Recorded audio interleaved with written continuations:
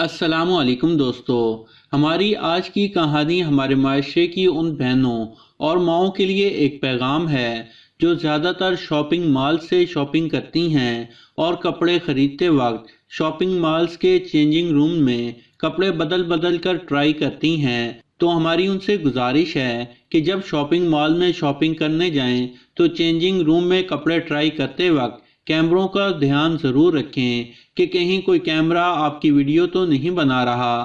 آج کل یہ بہت اہم مسئلہ ہے کہ اس طرح ویڈیوز بنا کر بعد میں لڑکیوں اور خواتین کو بعد میں بلیک میل کیا جاتا ہے۔ تو چلیے آج کی کہانی کی طرف چلتے ہیں۔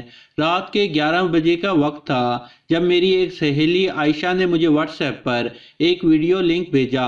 میں نے جیسے ہی ویڈیو لنک پر کلک کیا تو ایک فحش ویڈیو والی ویب سائٹ کھل گئی۔ میں نے بنا ویڈیو دیکھے جلدی سے ویب سائٹ بند کر دی اور عائشہ کو میسج کیا اور پوچھا کہ یہ کیا بدتمیزی ہے، شرم کرو، میں ایسی ویڈیوز کب دیکھتی ہوں۔ تھوڑی دیر بعد اس کا اگلا میسج آیا جس میں لکھا تھا کہ تم نے ابھی تک ویڈیو پلے نہیں کی کیا؟ میں نے جھنجلا کر کہا کہ مجھے کوئی ایسی گندی ویڈیو دیکھنے کی کوئی ضرورت نہیں، تم ہی ایسے کام کرو۔ میرا میسج پڑھ کر اس نے لکھا کہ میری پیاری دوست جلدی سے ویڈیو دیکھو ورنہ لوگ تو دھڑا دھڑ دیکھ ہی رہے ہیں۔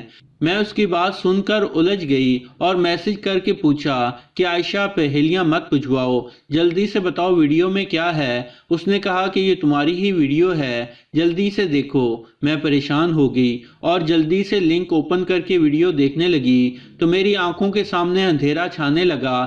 میں مکمل برہنہ کھڑی تھی۔ لکڑی کا ایک چھوٹا سا کیمرہ تھا، ایک کیمرہ میرا چہرہ دکھا رہا تھا اور دوسرا کیمرہ میرے پرائیویٹ حصوں کا منظر دکھا رہا تھا۔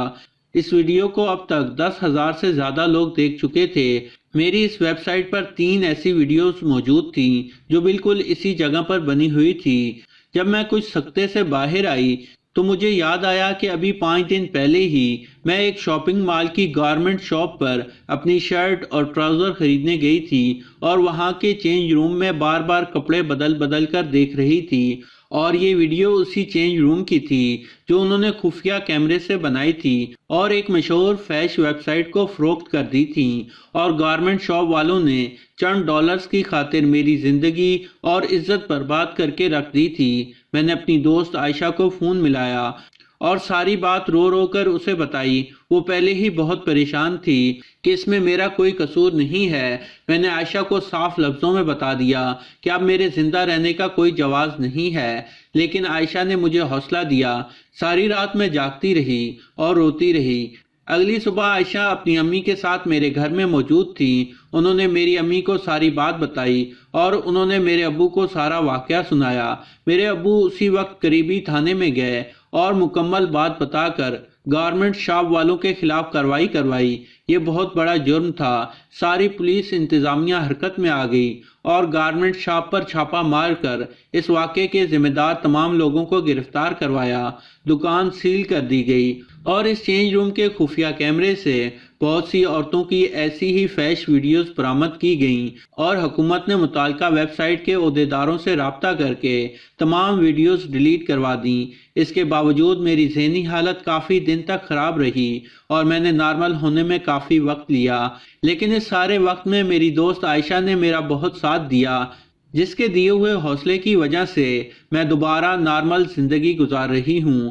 ایک بار پھر ہماری ماؤں اور بہنوں سے گزارش ہے کہ جب بھی ایسی جگہ پر جائیں تو مکمل احتیاط کریں۔ تو دوستو، یہ تھی ہماری آج کی کہانی۔ یقیناً آپ کو پسند آئی ہوگی۔ پسند آنے کی صورت میں اسے لائک کریں اور ہمارے اس چینل کو سبسکرائب کرتے ہوئے ساتھ موجود گھنٹی کا بٹن بھی دبا دیں۔ شکریہ۔